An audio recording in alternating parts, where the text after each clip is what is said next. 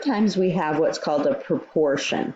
And a proportion is kind of like a special rational equation. It's when you have one rational equation on the left, or rational expression on the left, and it equals another rational expression on the right. And so the form is like A over B equals C over D. When you have this, you can use what's called cross multiplication. It's the only time you can use it.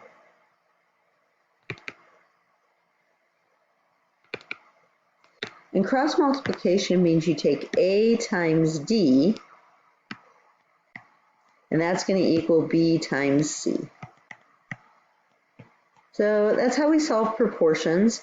You just take the numerator on the left times the denominator on the right, and you take the denominator on the left times the numerator on the right. If you think about multiplying both sides by the LCD, this would work out.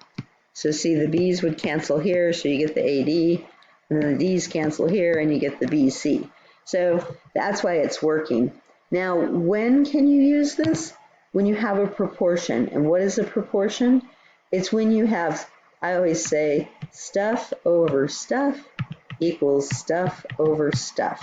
That's a proportion. That's when you can do cross multiplication. Okay, so we have an example. It says solve the equations, state the excluded values.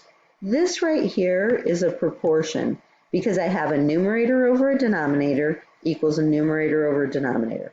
So I can cross multiply 3 times x, and then it's going to be x minus 6 times 5. Now, if you want to go this way and put the 5 first, that's fine. Okay, so I get 3x equals 5x minus 30.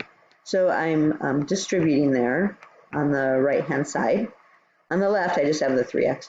Okay, now you notice we have x on both sides, so I'm going to subtract 5x from both sides. And that's going to give me negative 2x equals negative 30. And then I'm going to divide by negative 2. And I get x equals 15. So that's my answer. It did ask me to state the excluded values.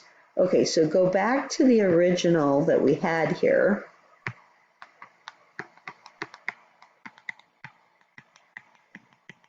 When would that denominator equal 0?